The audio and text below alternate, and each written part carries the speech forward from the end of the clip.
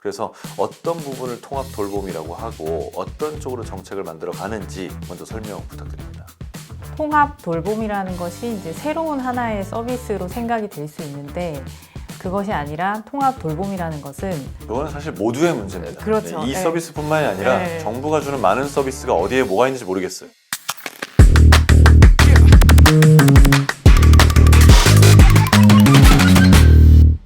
안녕하세요, 한석준입니다. 한국보건복지인재원과 함께하는 보건복지 분야의 지식 전문 채널 코하이 인사이트 여러분께서는 지금 함께하고 계십니다. 자, 여러분 요즘 현실적인 고민들이 있습니다.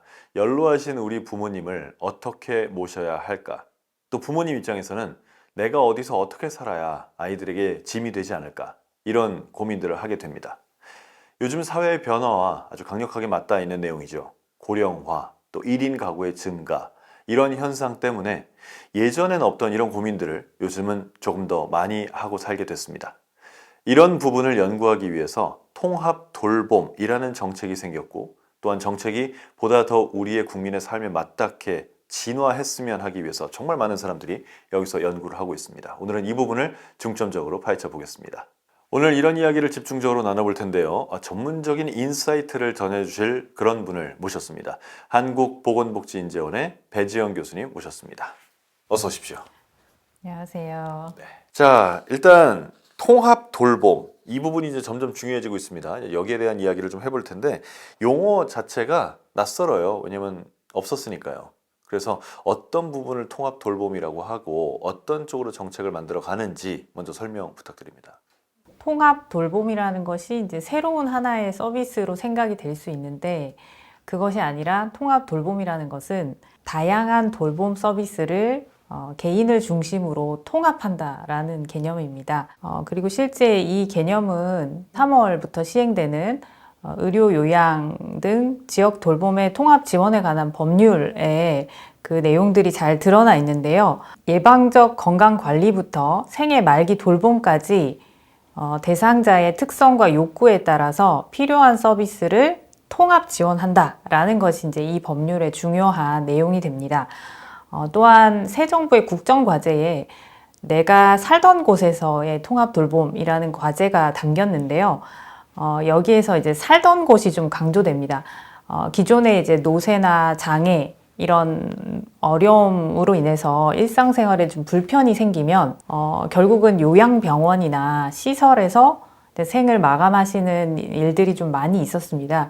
그래서 그것이 아니라 내가 살던 곳에서 건강한 생활을 유지하다가 생을 마감하는 그 과정을 통합적으로 지원한다라는 의미가 이제 통합 돌봄의 개념이 되겠습니다. 그러면 지금까지는 이런 돌봄 서비스가 잘 안 되고 있었나요? 어떻게 현행은 어떻습니까? 가장 대표적인 돌봄 서비스는 노인 장기요양 보험 제도라는 게 있습니다. 그래서 노인 장기요양 보험 제도에서 장기요양 등급 신청을 하고 조사에 의해서 등급 판정을 받으시면 집으로 찾아오는 요양보호사에 의해서 돌봄 서비스를 받으시거나 네, 요양원에 가시는 서비스가 있습니다. 이제 그것이 가장 대표적인 돌봄 서비스이고요. 그리고 우리가 노인 돌봄하면 떠올리는 또 다른 이제 중요한 지점이 치매인데요. 그러니까 치매의 경우에도 전국에 이제 치매 안심센터가 있습니다. 그래서 치매 안심센터에서 하고 있는 이제 치매 관리는 검진이나 이제 예방 관리 쪽에 조금 집중되어 있다 보니 치매가 진행됨에 따라서 추가적으로 요구되는 서비스에 대해서는 치매를 가진 부모님을 돌보는 가족이 느끼는 그 돌봄 부담은 상당히 높은 것으로 조사 결과에도 나오고 있습니다. 그리고 이보다는 조금 건강하신 노인분들을 위한 노인 맞춤 돌봄 서비스라는 것도 있습니다. 예, 그 노인 맞춤 돌봄 서비스라는 것은 출발 자체는 독거 노인을 지원하기 위한 서비스로 출발했기 때문에 안부 확인을 중심으로 서비스가 구성되다 보니 조금 거동이 불편해지고 생활상의 어려움이 생겼을 때 노인의 그런 기능 상태의 변화에 충분히 대응하지 못하고 있다는 것이 조금 한계로 지적이 되고 있습니다. 지금 저희가 앞서서 말씀드린 통합 돌봄의 개념은 이러한 서비스들을 그 대상자의 필요에 맞게 통합적으로 조정한다라는 새로운 방법, 또 개념 이런 것들을 이제 필요로 하게 된 것입니다. 그렇게 조정을 하는 거는 현행이 문제가 있다고 생각해서 하는 거지 않습니까? 현재는 어떤 한계들이 있나요? 뭐가 안 됩니까? 첫 번째는 이제 서비스가 충분하지 못하다는 게 하나 있고요. 방문 의료 서비스라든지 영양 서비스, 재활 서비스와 같은 새로운 서비스들을 요구하고 계십니다. 근데 그것은 그 원인은 실제 장교양 제도가 설계될 때에 그 서비스를 받으시는 노인의 특성과 지금 고령화가 진행된 지금 상태의 노인들에게 필요로 하는 서비스가 좀 달라졌기 때문에 현재의 장교양 보험 제도로는 필요한 서비스를 충분히 제공하지 못한다라는 문제가 있습니다. 그다음 두 번째는 노인들이 내가 필요한 서비스가 이제 어디에 있는지 잘 모르기도 하고요. 그러니까 내가 어떻게 신청해야 하는지 잘 모르기도 하고요. 그거는 사실 모두의 문제입니다. 그렇죠. 네, 이 네. 서비스뿐만이 아니라 네. 정부가 주는 많은 서비스가 어디에 뭐가 있는지 모르겠어요. 네, 그렇습니다. 그래서 저희가 현재의 문제점으로 가장 많이 얘기하는 것은 제공자의 관점에서 분절적으로 제공을 하고 있어서 이용자의 관점에서 보면 내가 필요한 것을 이렇게 A와 B를 적절히 조절해서 서비스 조합을 만들어주면 좋겠는데 그런 것이 현재는 안 되고 있습니다. 또 일부의 국민들은 아마 이런 걱정을 할 것 같아요. 그래서 댓글도 있어요. 지금도 세금 부담이 크게 느껴지는데 이거 새로운 정책 시행하면 우리 월급에서 얼마나 더 써야 되느냐 이런 걱정들을 하는 사람들이 있거든요. 사실 뭐 이게 뭐 정당하다 정당하지 않다를 떠나서 어쨌거나 이런 새로운 돌봄 서비스를 시행함에 있어서 국민의 부담이 가중되는 그런 측면은 없습니까?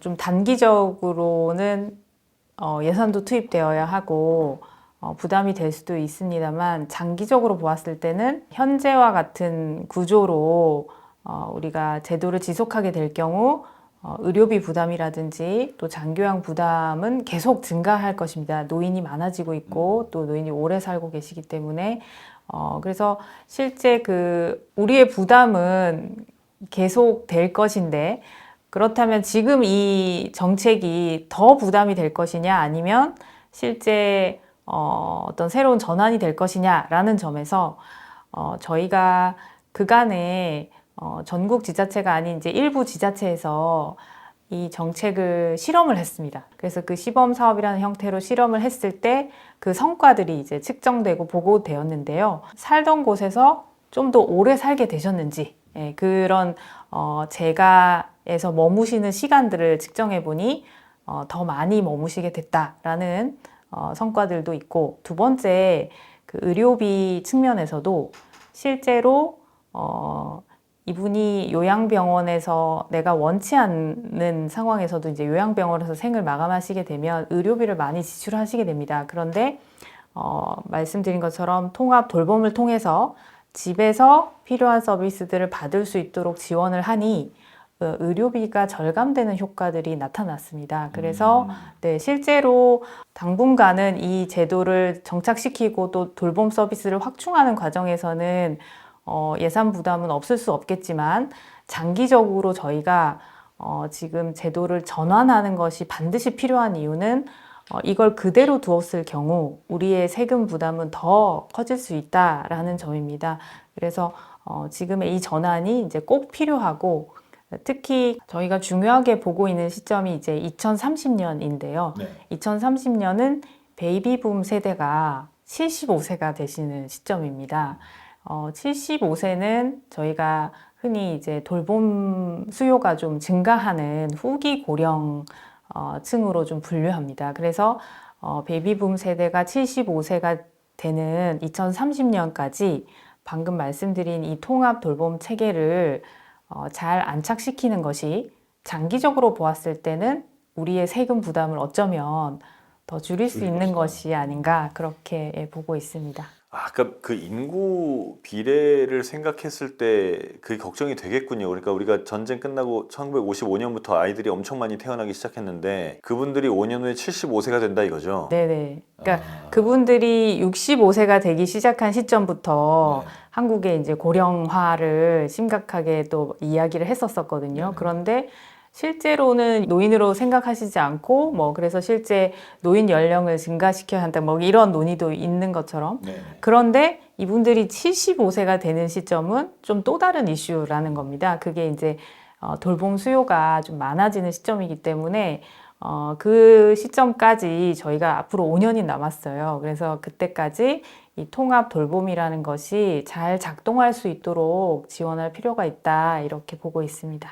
그걸 이제 돈으로 얘기하는 예산 문제에서도 우리가 좀 신경 쓸 수밖에 없겠지만 인력은 어떻습니까? 이런 정책이면 당연히 인력도 많이 들어갈 것 같은데. 그러니까 서비스 인력이 양적으로도 좀 많이 필요하고 그다음에 실제 전문성을 가진 인력을 또 키워내는 것도 또 중요한 부분인데요. 첫 번째 이제 돌봄 인력의 수요에 대해서 실제 이미 한국의 고령화 속도라든지 인구 구조의 변화를 보았을 때 고령층을 돌볼 돌봄 인력이 부족할 것이다라는 예측을 이미 하고 있습니다. 그래서 그 서비스 인력을 늘리는 것이 이제 중요한 과제로 등장하고 있고 이제 실제 이제 이 과정에서 최근에 이제 그 AI라든지 뭐 로봇과 같은 그런 기술의 발전을 좀 응용해서 사람이 해야 하는 것을 좀 지원할 수 있는 뭐 그런 부분들을 기술을 통해서 좀 해결해 보려고 하는 그런 움직임이 있기도 합니다. 끝으로 통합 돌봄이 이제 실행이 되면 이게 정말 저는 뭐 여러 가지 바랍니다. 굉장히 효과적이었으면 좋겠고요. 그리고 사용자도 엄청 많아졌으면 좋겠고요. 다시 말하면 이렇게 해서 우리 사회에 좀 안전하게 정착이 됐으면 좋겠거든요. 이렇게 잘 정착되기 위해서 뭐가 필요하다고 보시는지요?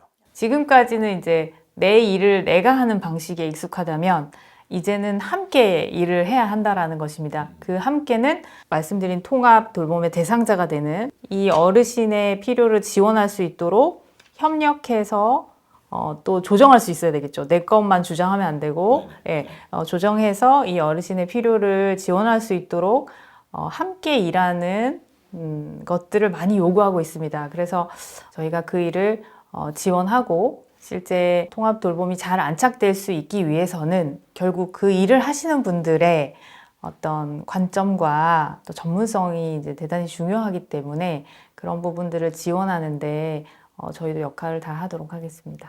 이런 경우가 이제 모든 분야에서 다 있어 왔는데 이럴 때 항상 문제가 그 전문 영역을 이미 구축한 사람들이 통합적인 지식을 안 배우려고 하는 거잖아요. 솔직히 이게 늘 문제가 되는 분야지 않습니까? 근데 이런 부분을 어떻게 해결할 수 있는 거죠? 그러니까 해야 된다는 건 전 100% 이해하겠어요. 근데 이게 현실적으로 되게 어렵지 않는가 하는 점이죠. 일정 기간 몇 개의 지자체에서 이것을 실험을 했습니다. 하셨어요? 예, 네네네네. 예. 그 실험의 과정에서 저희가 발견한 것은 조정의 과정은 시간이 좀 걸린다라는 것이고 결국 그 전문직들이 함께 모여서 소통을 하는 과정들이 이제 상당히 중요했다라는 것입니다. 그래서 통합 지원에 관한 법률과 그 지침에 따르면 그런 소통을 하는 회의체를 상정하고 있어요. 통합 지원 회의라는 것인데요. 그런데 솔직히 저희가 회의를 별로 좋아하진 않잖아요. 좋아하는 사람이 없죠. 네네. 그래서 회의를 해서 그 일이 가능할까? 저희도 그렇게 생각을 했는데 실제 그 회의를 잘한 지자체가 상당히 성공적인 통합 돌봄에 성공한 지자체로 많은 성과를 내고 있습니다. 네. 사례가 있군요. 네. 그래서 그 회의가 어떻게 진행되었나 보면 네. 아까 말씀드린 것처럼 뭐 예를 들어 A라는 어르신에 대해서 영양사가 봤을 때는 이분이 왜 식사를 안 하시는지에 대해서 이제 영양사의 관점을 이야기하고요. 또 간호사의 관점을 얘기하시고 또 이분을 찾아갔던 뭐 돌봄 서비스를 제공하는 분들이 서로 본 것을 이제 이야기하는 거예요. 그러면서 이 문제의 답을 그 회의를 통해서 찾게 되는 것입니다. 왜 이 어르신이 지금 식사를 못 하시는지 그리고 어떻게 하면 식사를 잘 하실 수 있는지에 대해서 얘기를 하고요. 네네. 그렇게 되면 이 안에서 이제 학습이 일어납니다. 그러니까 다른 분야를 좀 더 잘 알게 되겠군요. 그렇습니다. 나는 몰랐는데 왜 이 어르신이 식사를 못 하실까 했는데 그 전문가가 이야기하는 걸 들으면서 본인도 이제 알게 되는 것이죠.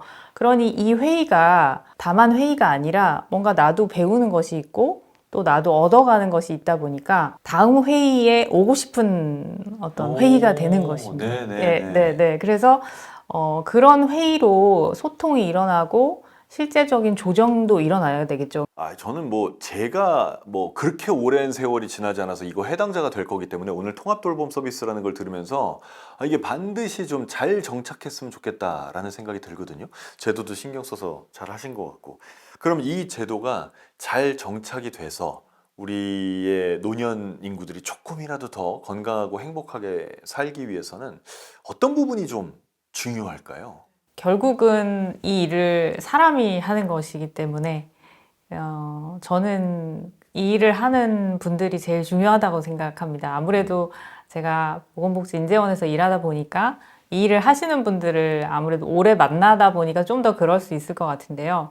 이 일이 내 일이다 생각하고 또 내 가족의 일이다 이렇게 생각하면서 어떻게 하면 이분이 요양병원에 가시지 않고 내가 원하는 시점까지 내가 살던 곳에서 행복하게 살 수 있을지를 진지하게 고민하는 일들이 일어나야 되고 그 일을 하는 사람들을 통해서 이루어지는 것이기 때문에 그 일을 하는 사람이 저는 이제 제일 중요하다고 생각합니다. 그래서 그 일을 하는 사람들을 저희가 일단 교육 훈련을 하고 있고요. 지금 저희가 요구하는 것은 새로운 일이고 또 어떻게 보면 그간 일하던 방식을 바꾸어서 어떻게 보면 좀 고난도의 일이라고 생각이 되기 때문에 사람을 좀 배치하고 또 이 일을 잘할 수 있도록 훈련을 지원하고 그런 부분에서 이제 정부가 또 신경을 써야 된다 이렇게 좀 생각하고 있습니다. 네.